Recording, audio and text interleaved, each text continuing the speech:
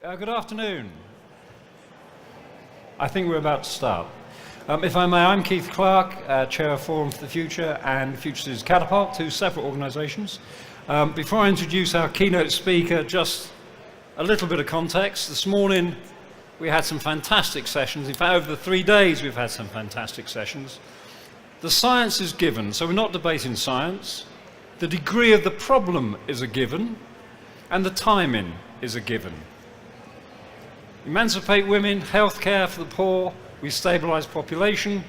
The rest of it is down to our professions. The built environment is fundamental to decarbonising the global economy and allowing the other sustainability goals to be met. That's the starting point for this discussion. And I'm lucky, I only have to chair it. I've got some good speakers that I have to actually tell you how we're going to meet 1.5 degrees by 2030. So with no more ado, if I can introduce Emma Boyd, Chair of the Environment Agency, and also now, I've lost it, our UK Commissioner for the Global Commission on Adaptation. Emma. Thank you, Keith, and great to see everyone here this afternoon. On the 3rd of November 1966, an exceptional quantity of water was reported in the Arno River heading towards Florence, Italy. The flood killed 101 people. Each one of those deaths would have been a private tragedy for the families affected.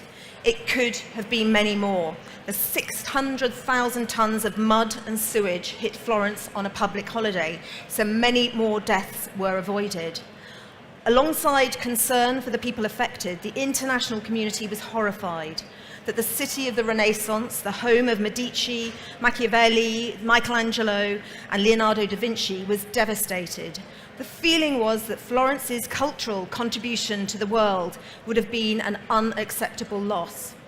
Assistance was immediate. Picasso auctioned a painting, UNESCO launched a global appeal, the city of Edinburgh sent double-decker buses to help people travel around. The funds raised have contributed to extraordinary developments in art and architectural restoration that continue over 50 years later.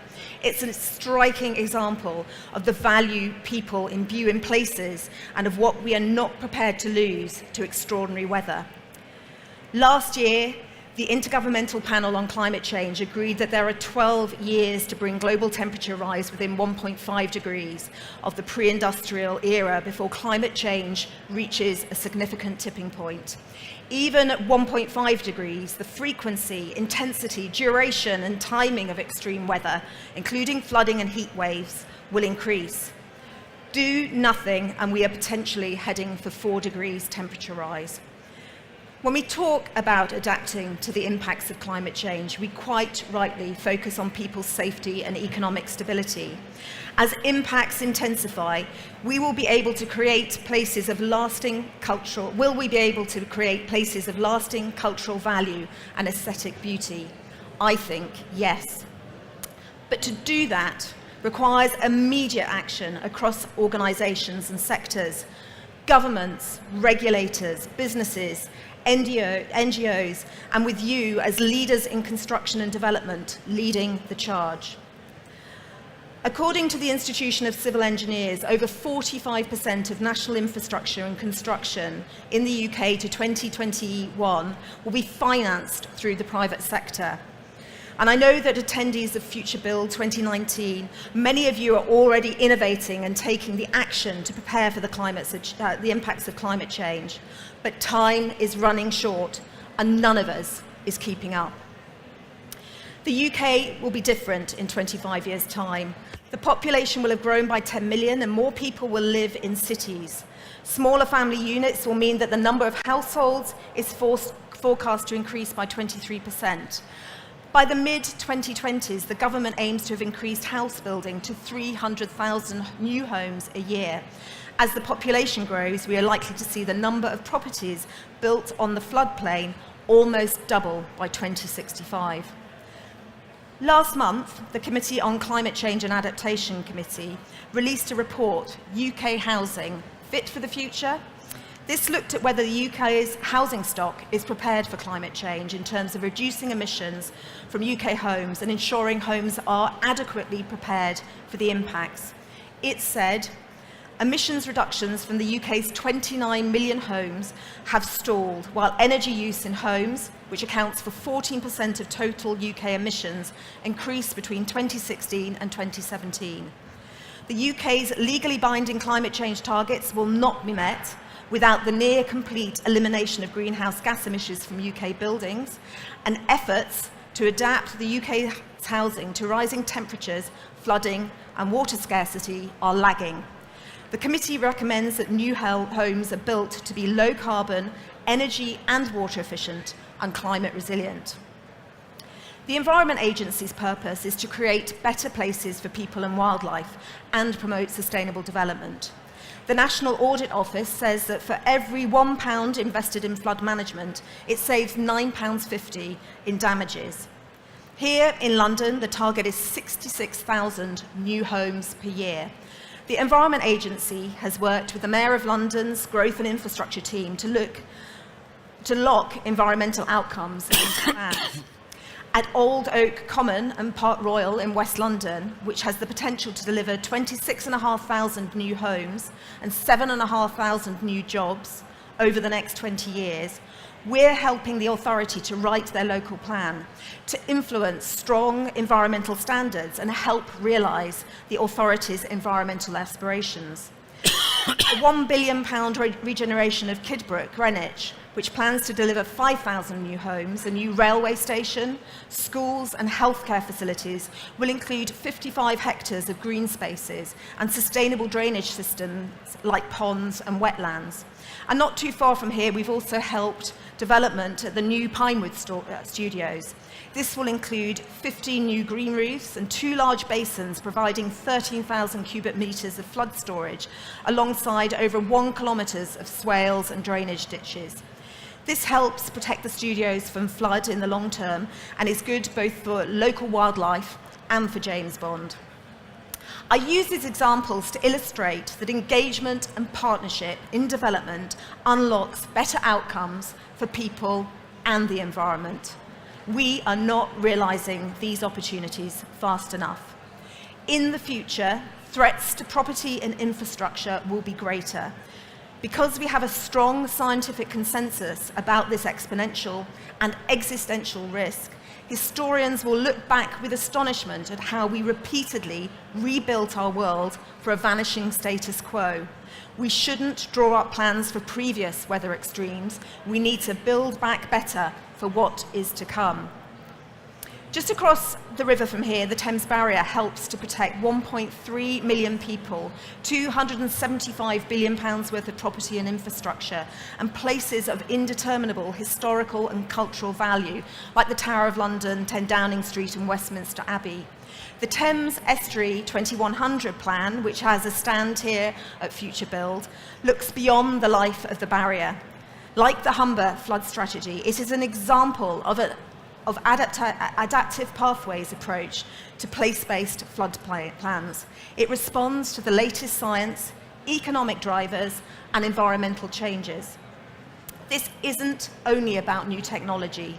It's about planning through uncertainty and being flexible.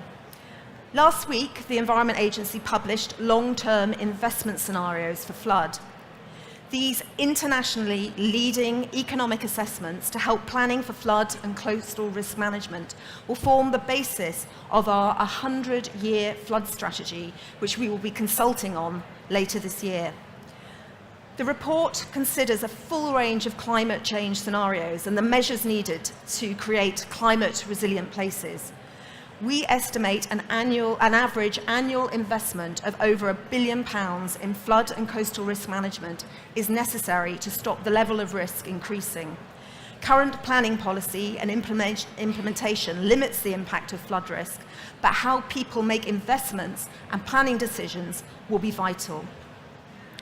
In theory, very high levels of protection could make a big positive difference to managing long-term flood risk, but social pressure and technical limitations can make this difficult to achieve in many places.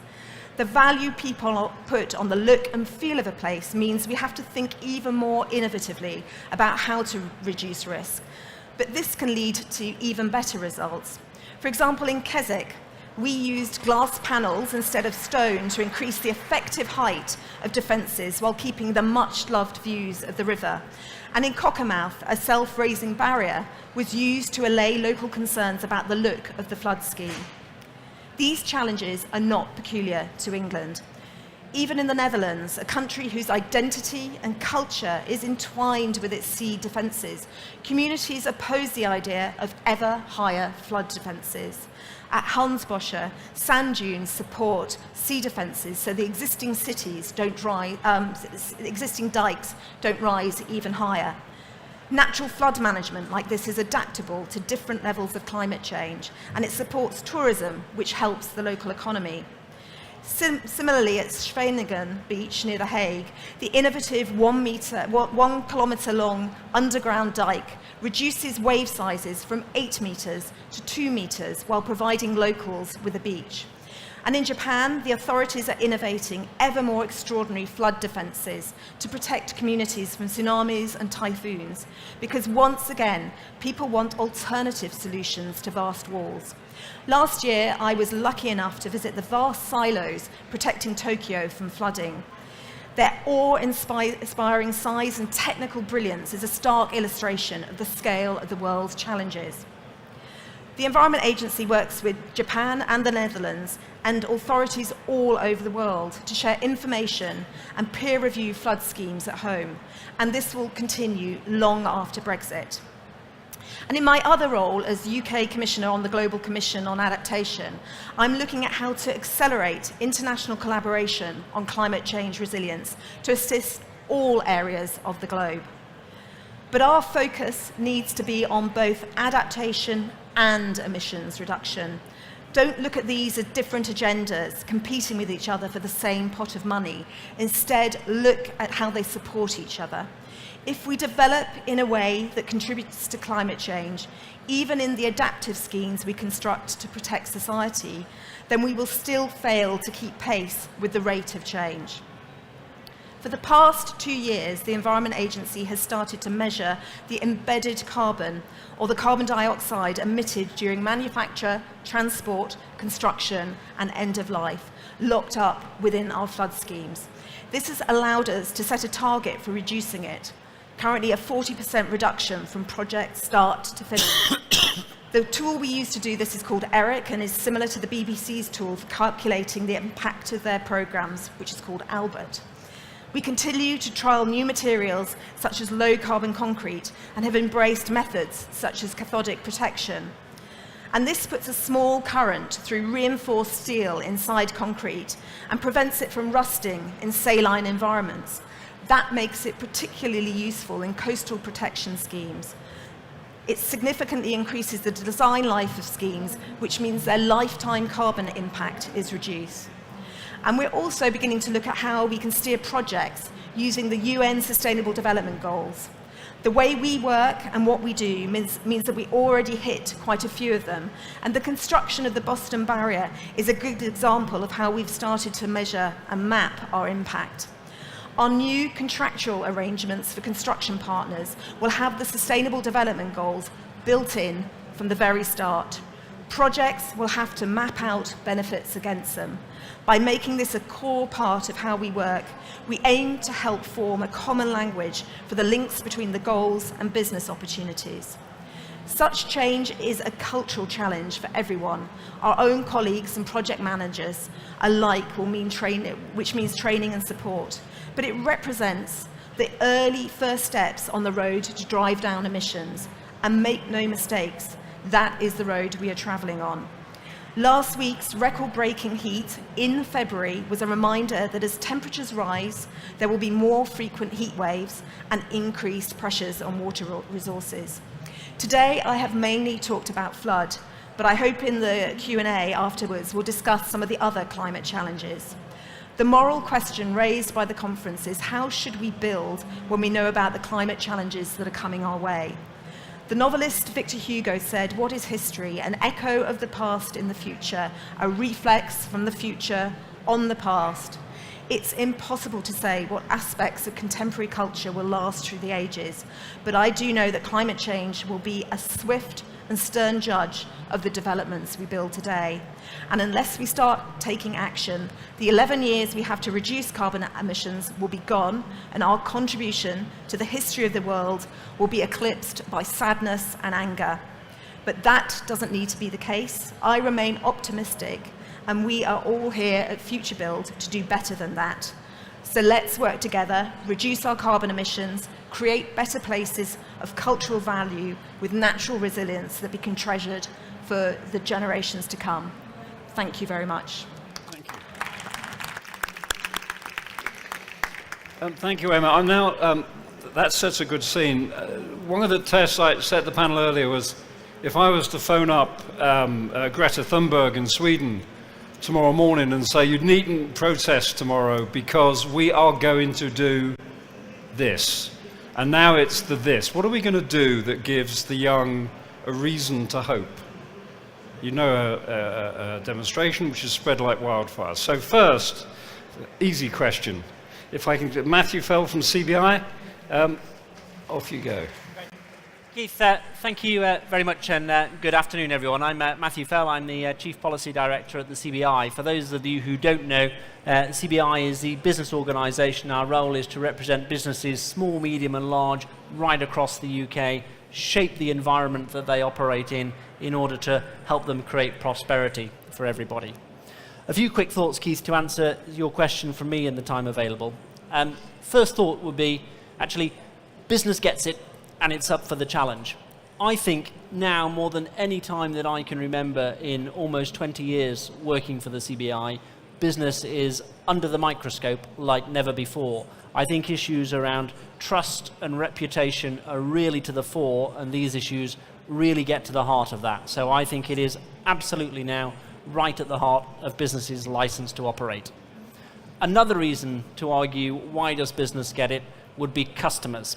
I think this just absolutely makes commercial sense. Now, more than ever before, I think it's particularly true for younger generations. People are looking at businesses' performance on these issues, and they need to get it right. So I would argue, get it wrong, and it bites really, really quickly. I think we've seen plenty of examples of that happening. It strikes to the heart of business reputation. So customers are really driving this. And then the third thought for me would actually be if we go a little bit broader and demonstrate how and why business really gets this and is rising to the challenge. If you think about what is business doing to step in to tackling regional inequality, thinking about the role it's now playing on education, how we're really looking to make rapid progress on not just getting people into work, but the quality of work that people are experiencing as well. So thinking about the Sustainable Development Goals in their broadest sense, I think business is absolutely up for it and gets it. So that's my message number one. Second thought would actually be that lots is already happening. I think we've made huge strides in a relatively short amount of time around emissions reductions. Most of that has actually been done, the heavy lifting, by the power generation sector to date. That is now flipping with other sectors really stepping up and matching those efforts. I think you just have to look around the hall here today when you walk around the stands and just see how much emphasis is on green technology, low carbon solutions and so on, to get a real sense of just how rapidly this is rising to the fore of industries, and lots already happening.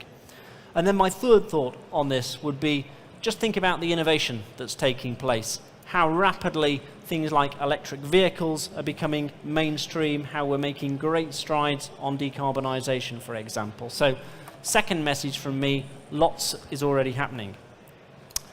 And then third and final thought, as ever, there is always so much more to do. So the question that we should really be asking ourselves today is, how do you accelerate progress? And there, a few more thoughts. One is, I'm a big believer in what gets measured gets done. So I do believe that stretching targets have a role to play in all of this to make sure everyone is focused around them.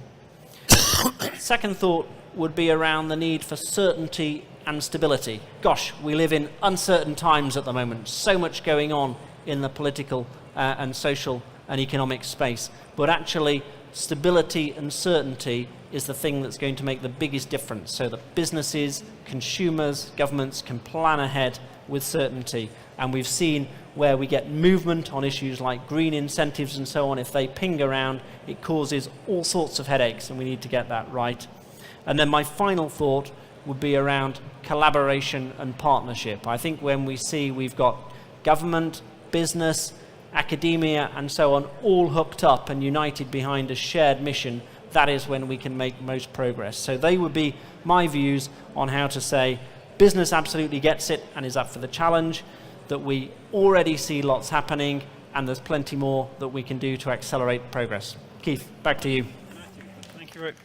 Thank you very much, Matthew. If I can pass immediately to Diana Montgomery, Chair of the Institute of Environmental Management and Assessment and Chief Executive of the Construction Products Association. Thank you.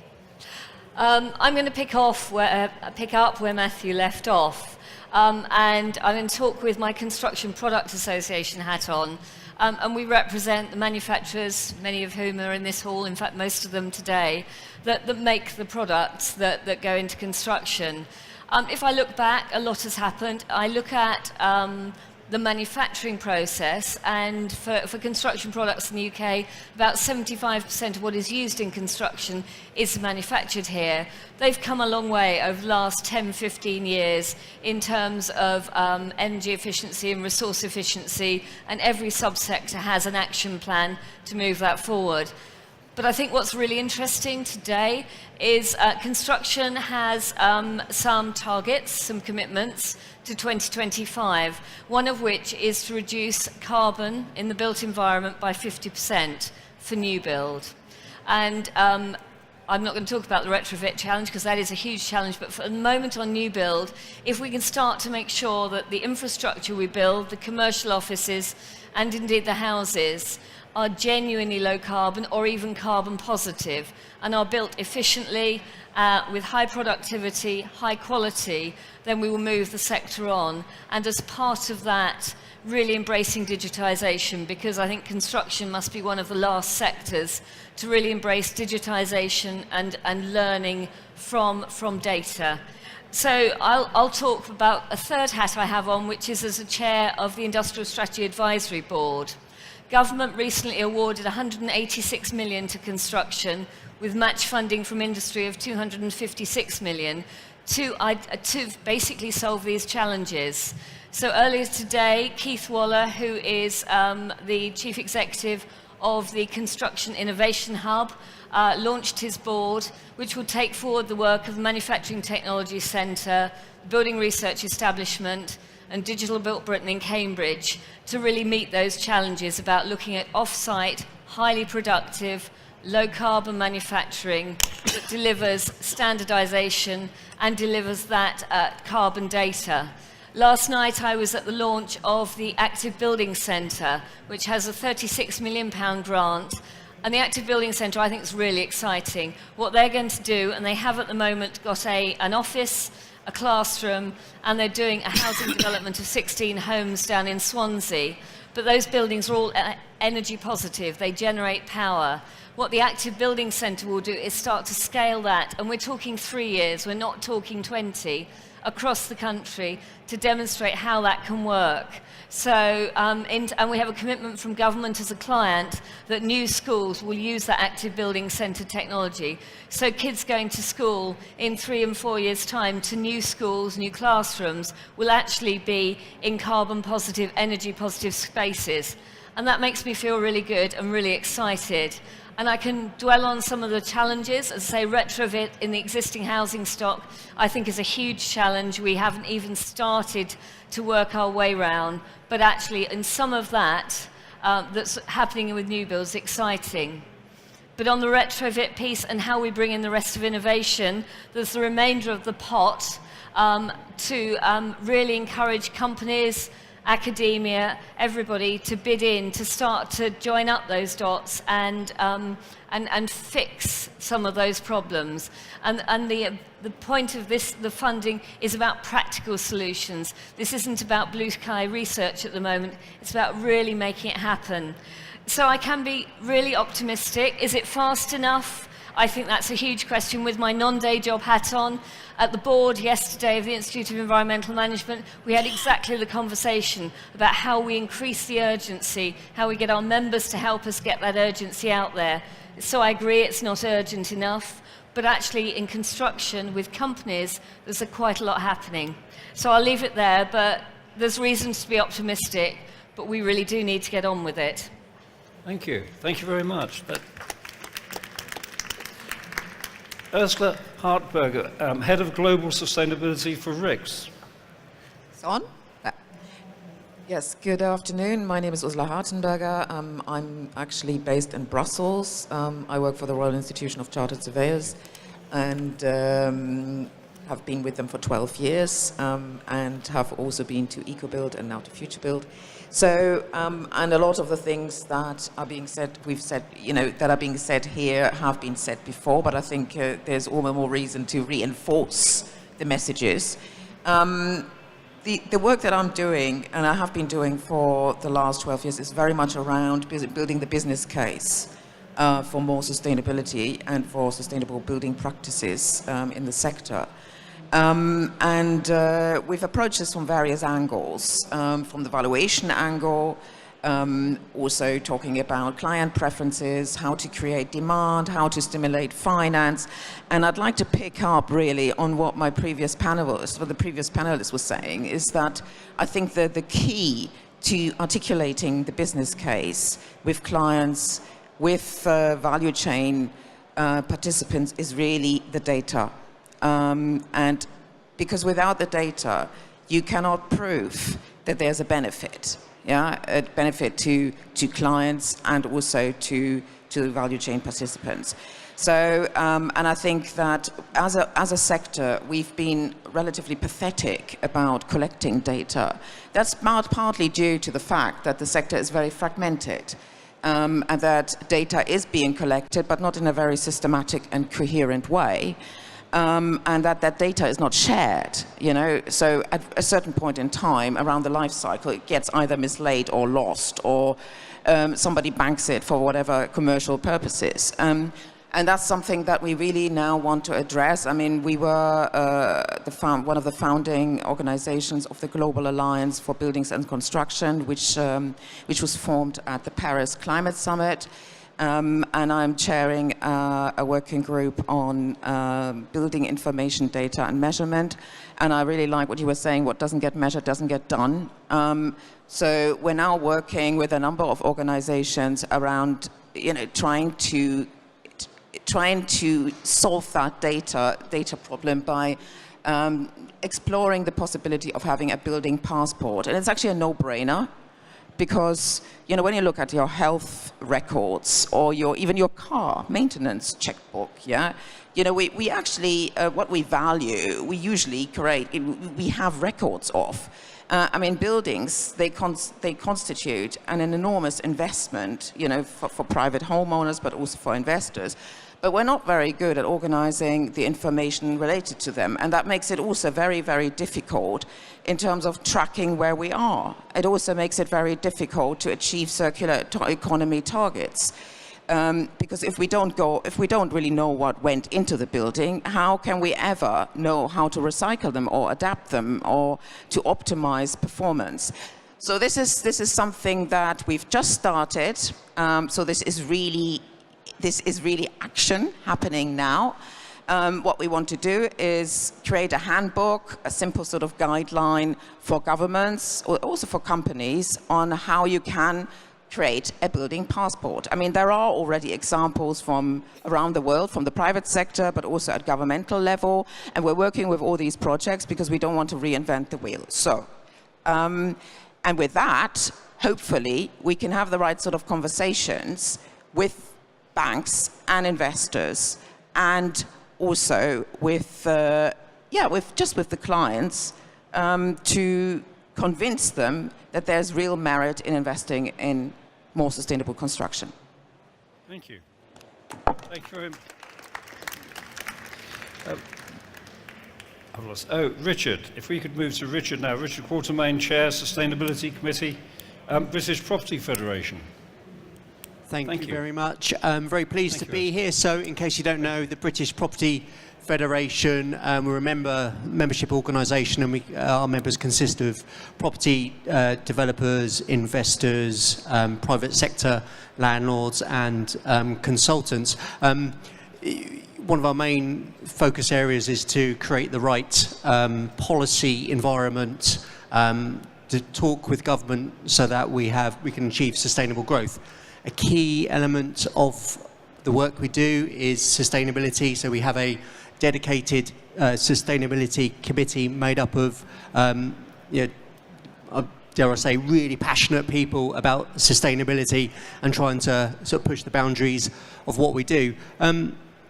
I suppose in terms of commitments, the BPF can't really make a sort of commitment on its own. We work with a lot of our sort of members, but what I found over the past few years of being with the BPF is that our members are doing so much good stuff, making so many ambitious targets, and really sort of keen to push what they're doing in the realms of carbon, resource, water.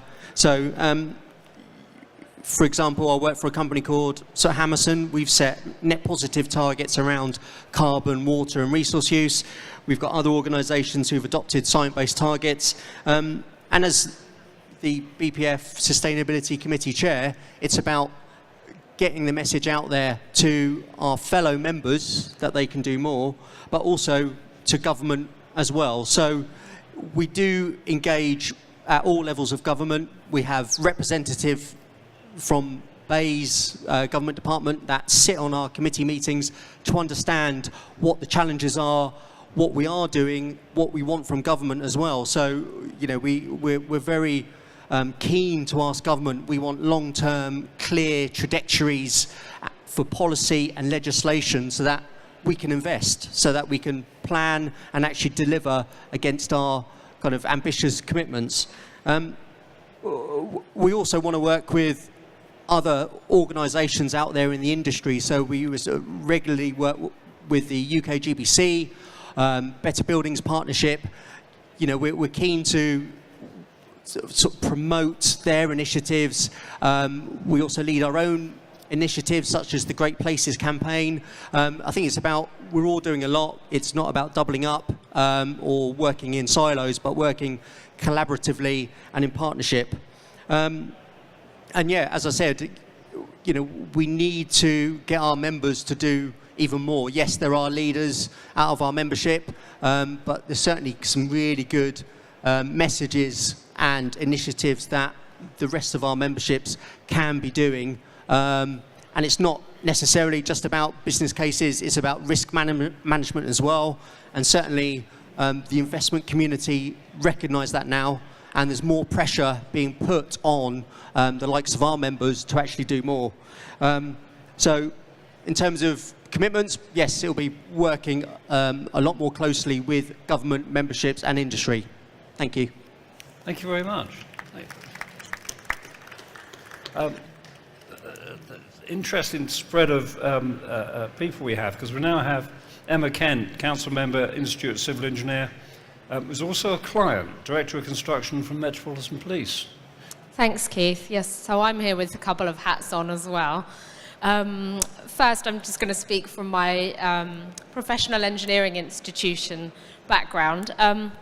I think it's fantastic that we've got several membership bodies here today, because one of the great things that we have is convening power. So we can bring together people from across sectors, from different businesses, from different nations. Last year, ICE hosted the Global Engineering Congress, and Emma spoke at that as well, jointly with the World Federation of Engineering Organizations, the American Society of Civil Engineers, the Canadian Society of Civil Engineers, and the UN Office for Project Services. We brought together 3,500 people from 80 different countries to talk about how the construction profession, the engineering profession, can achieve the UN SDGs. And we focused initially on the ones that we thought our industry could best impact on. So water and sanitation, affordable clean energy, industry and innovation, infrastructure, sustainable cities, and of course climate action, which underpins all of this. What we were trying to do was find real projects, real people, and show real positive outcomes across the world, and bring together that kind of collaborative thinking and collective action to show how people everywhere are doing this for real. We found there were some unintended consequences. The Sustainable Development Goals are a bit like a Venn diagram, and we found some overlaps with other SDGs that maybe we weren't expecting. For instance, gender equality. You can't have gender equality if you don't address clean water and sanitation. Or responsible production and consumption. And we realized that the role of the construction industry is really about influencing and leading progress, and that requires a systems thinking approach across all these different sectors, all these different nations, these different projects and businesses. And I know, going last, or second to last, lots of people have said some of the things that I'd like to say as well, but the whole project life cycle, looking at the whole project life cycle and understanding the impact that we have throughout the operation of an asset as well as the design and build of an asset is a really important piece. We talked about that from a housing perspective and maybe from the building passport perspective as well. And using the tools that we as engineers have available to us to actually optimize that project life cycle is incredibly important if we're going to achieve anything. So we're talking about using data science and smart technology to optimize the use of our existing assets and to make sure that we can actually achieve whole life value. And as a collective, we also need to redefine value beyond the financial bottom line, that we can look at the project's outcomes or system outcomes in a more broader sense. And just as a final point, I think as an industry, it's up to us to kind of generate some tools to measure and report and monitor our progress against the SDGs. Diana mentioned that perhaps some of our progress against previous commitments hasn't been what we might have hoped as an industry. And perhaps that's because the goals are so big that we need to set in place some targets and some tools to measure progress to help us make those interim steps, which will also help with that accelerating change piece as well. Thanks. Thank you.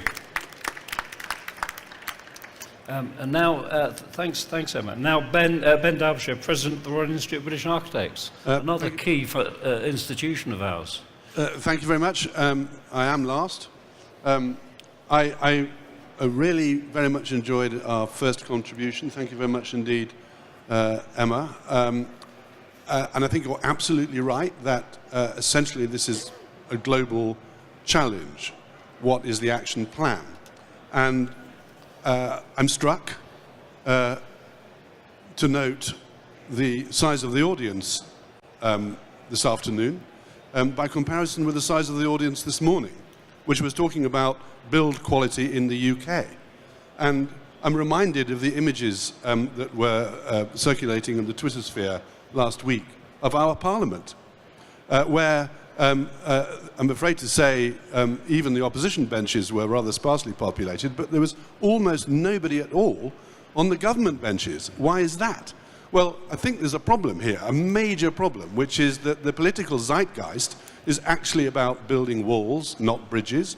And in order to tackle the problem, we have to build the bridges and we have to deliver a global program.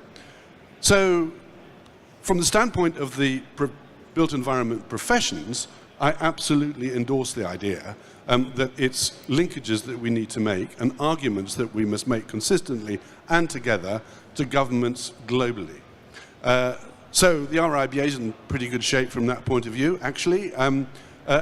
Just at the moment, we're in especially good shape because we've just come by absolutely loads of money. And we're therefore in rather a good position to do something about this.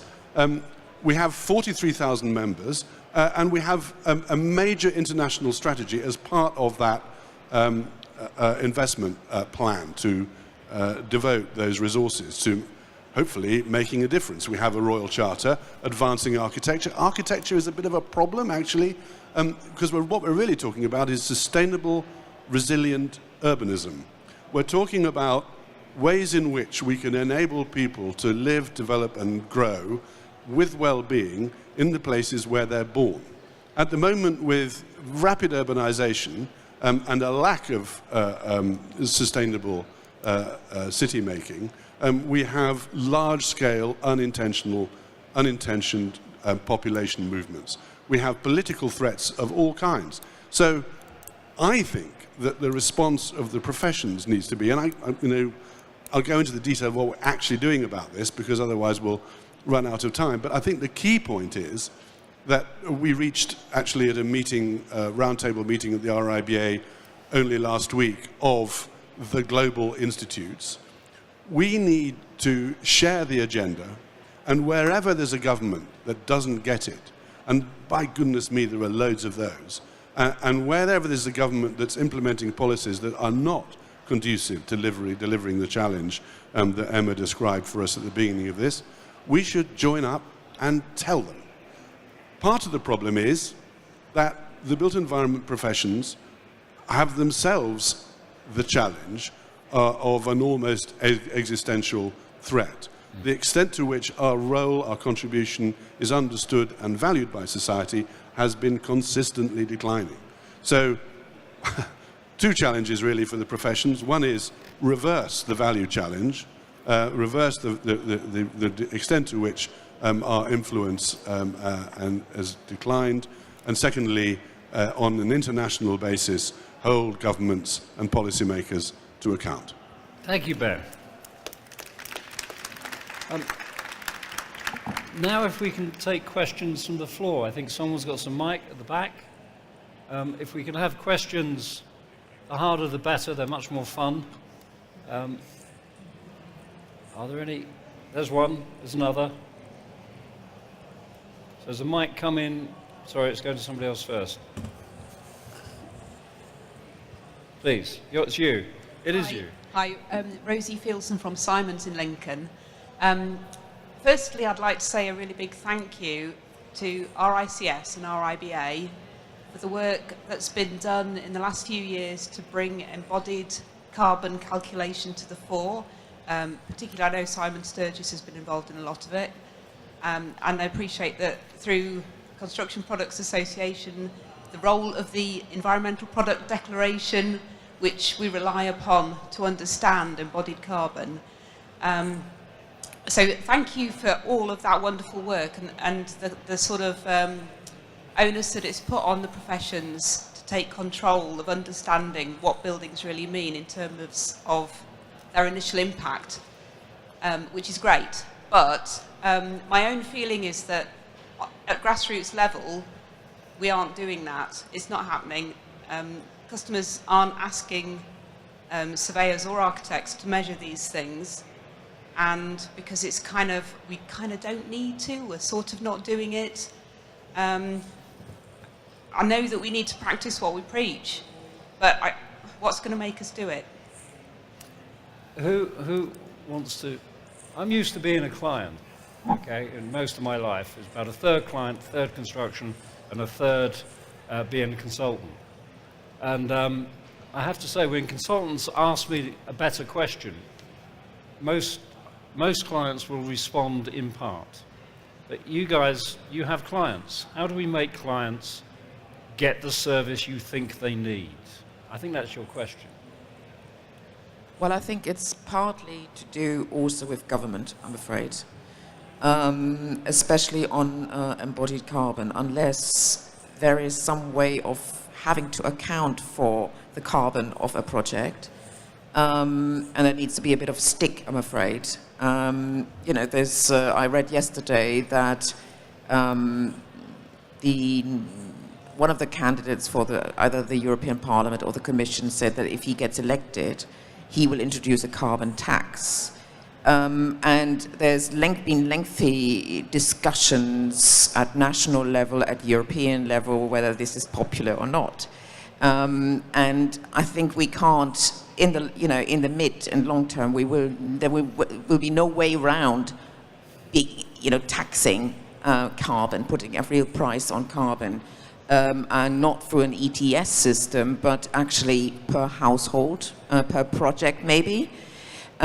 So, because you're quite rightly saying we can have all the guidance in the world, if there's no need to do it, then it will just not happen, at least not at the speed that it needs to happen.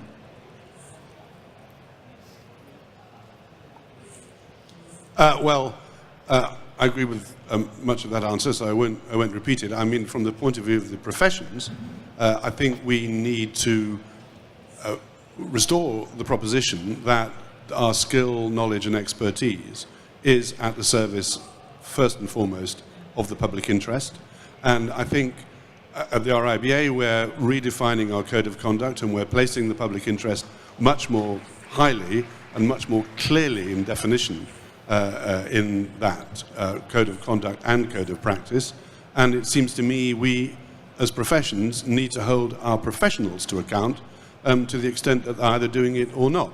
The people have been challenging me on that and saying, well, okay, so for example, you say it's unacceptable for members of the profession to be designing rabbit hutches for people to live under, for example, the permitted development rights of commercial to residential.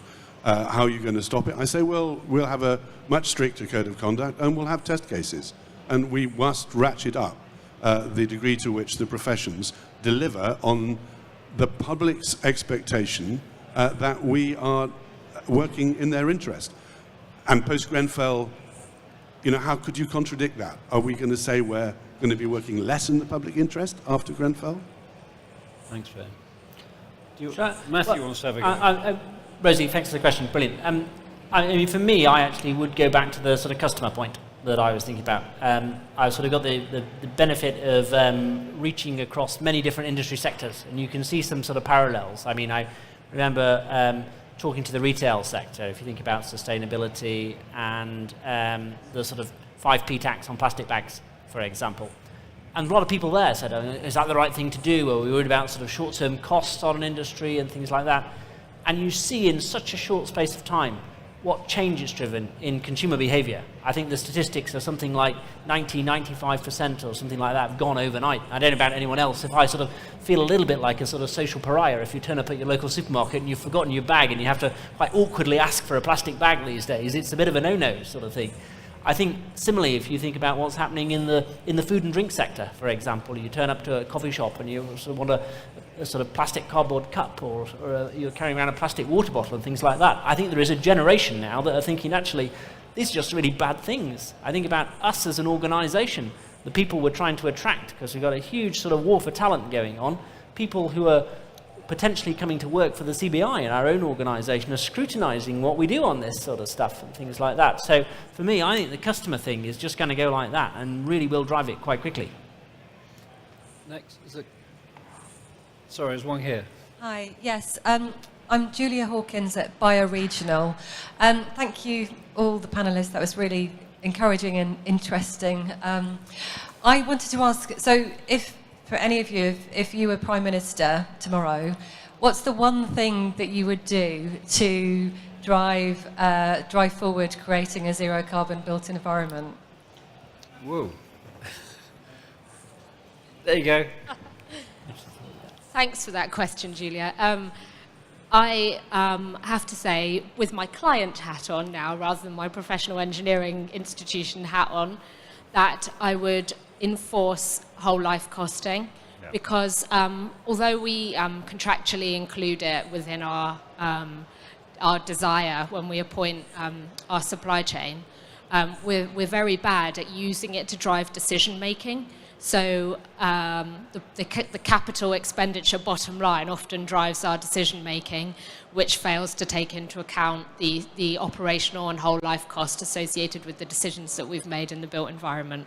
So just for my one thing, that's what I'd probably do. Hi, sorry, if I Sorry. can... Hi there. Sorry. If I can sort of just add, I think if the government were to set an ambitious medium-term target for zero carbon, they've attempted it before, but didn't give the industry the support it needed. But again, I think those clear targets for industry to work to, and that environment that we know we can invest some money in to achieve those targets would be wonderful. There's already initiatives working towards zero carbon, so let's get the government on board as well. Anything else? Emma? I would be making it a key indicator of performance for every single cabinet minister, so across all departments, because this is so all-encompassing. There's not just one thing that is going to crack this. So how do we pull together all of the expertise of government and then making sure that it's on cabinet meeting agendas on a very, very regular basis? Matthew? I can't resist a crack at this question. It's fantastic. First thing I would do, or the one thing I would do, is pick up the phone to the Leader of the Opposition. And I would actually say there are a number of issues that should be above party politics. And I think this is one of them, because it's a long-term issue. And the worst thing that you can do is yo-yo around every 5 years, having a change in approach and a change in policy between different political classes. So I would say, let's put party politics aside on this and agree a really long-term plan that we can stick to, because that's when you have the focus and the investment and the commitment all falling in behind it. Diana, you had one. And I'd pick up the phone to my Chancellor of the Exchequer and suggest that because one of the areas that's not moving forward at all is retrofit in the existing housing stock. And something we've often as CPA suggested when we've put in submissions on budgets is that you make differential stamp duty. So for homes that have a very high energy performance, so A's and B's, you pay a lower rate of stamp duty. For those that have a very poor energy performance, and there's questions about how good EPCs are, but very low poor, you pay more stamp duty. And if within 12 months or 18 months you manage to improve your performance of the home, then you get a rebate. So you use fiscal stimulus, really good fiscal stimulus, to help people improve their homes and really make that investment, because we know the loft is empty at that point. We know people are likely to refit their kitchen, so maybe they can do their boiler as well. So how do we actually tangibly help people do what they'd probably like to do, but it all goes into the too difficult box? So that would be my one. Fair enough. Next question. Sorry. Hi, I'm Kathy Gibbs. I'm coming from an engineering background as well as a developer background, so I've been consultant and client in my life. And at the end of the day, our end clients are the general population. And I think throughout the last 3 days, we've kind of had demonstration. Everybody knows what they need to do. Quite a few people are very good at what they do, but we are an echo chamber. And I think the one thing I haven't heard enough about is how do we get the general population, the consumers, to ask for this.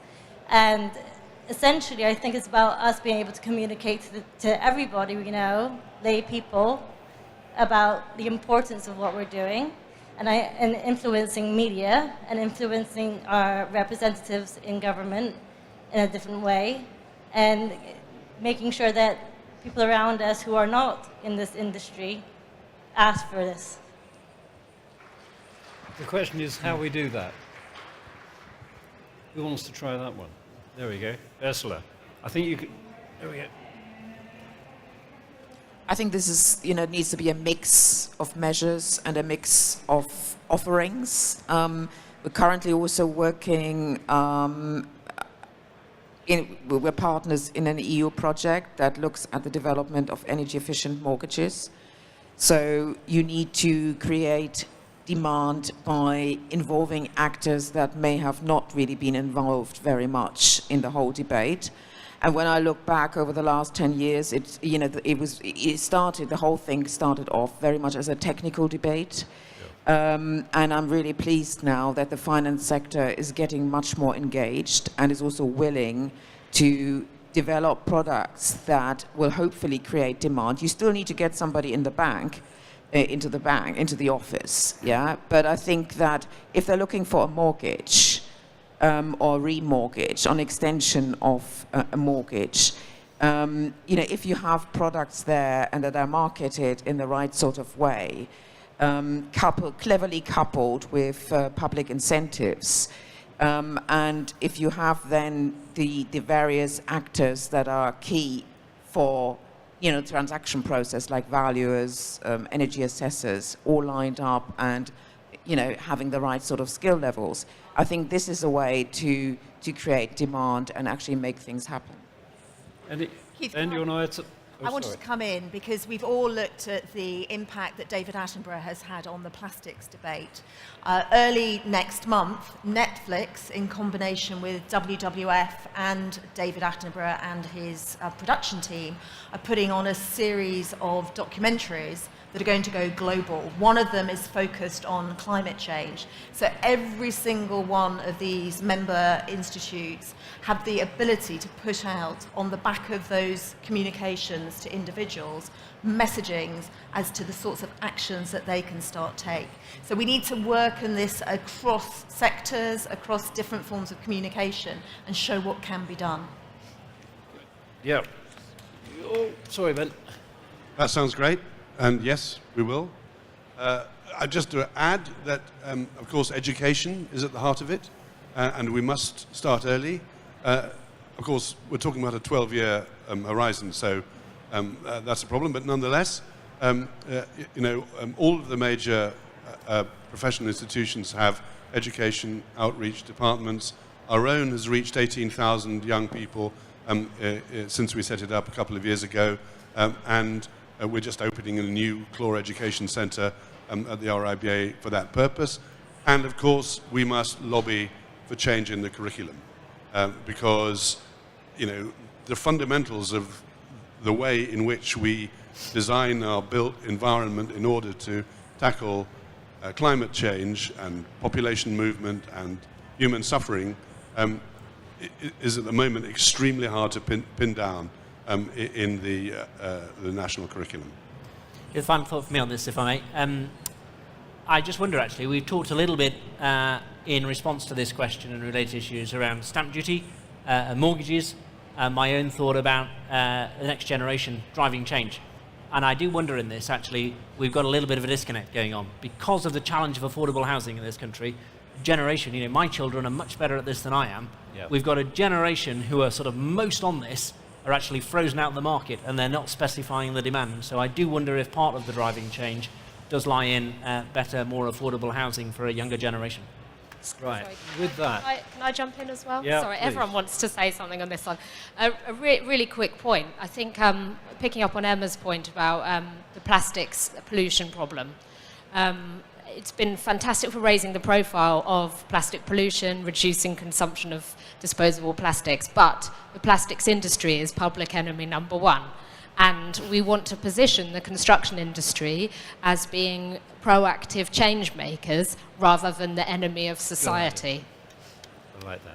I'm going to attempt to summarise now, if I stand up to one side, because we have 2 minutes left. There is a question whether membership organisations should represent members or lead their members. I firmly believe the sort of leadership we've seen are people leading their members. And having been on the ICE Council, they do need some leadership, I've noticed. Not a traditional, groundbreaking, new enterprise type organisation in the past, and it's changed. The fact that we've changed the question here, I think, is quite interesting. We would not talk about zero carbon, net carbon at all 4 years ago, 3 years ago in this forum. We'd have talked about sustainability being nice, giving kids t-shirts, picking up litter. I'm not deriding that, but we've got climate change. So the game has changed fundamentally. And interesting, we talked about measuring stuff repeatedly, not always pricing it, but measuring it because it gives you the license to operate, to use Matthew's words. And the reputational issue is a threat to business.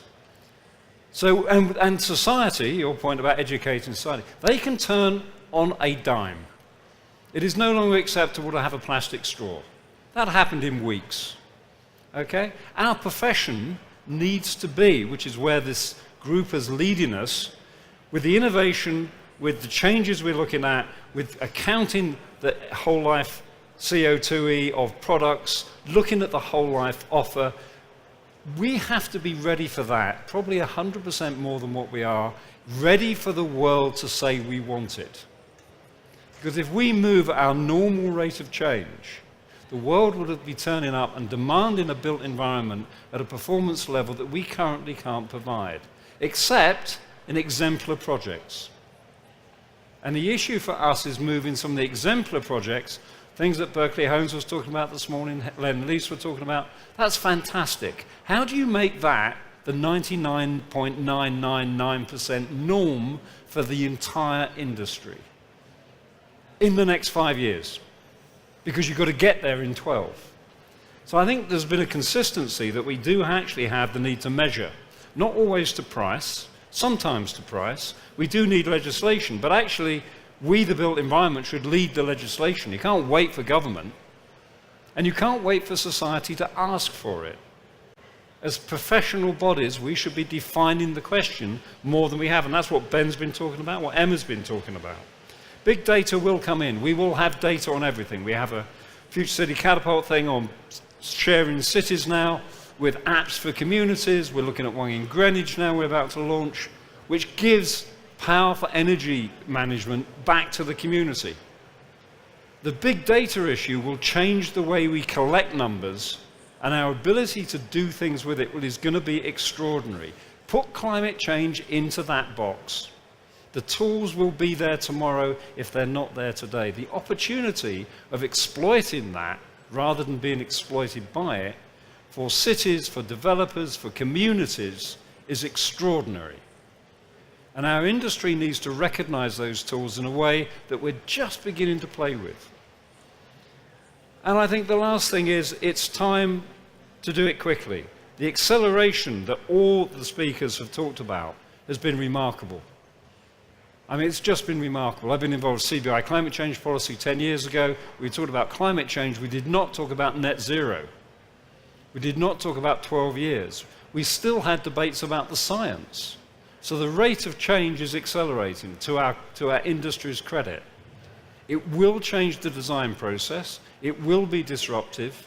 It will be necessary. And that is fantastic. It is a fantastic obligation to the young people today. It is no longer about your grandchildren. It is now about your children, and actually looking at the age of this group, about you. It's about you. Is it worth having a pension? Is it worth going to college? Is it worth having children? We can change that question. But I'd like to thank the panel. I mean, it's a great panel. So round of applause for the panel. Thank you very much.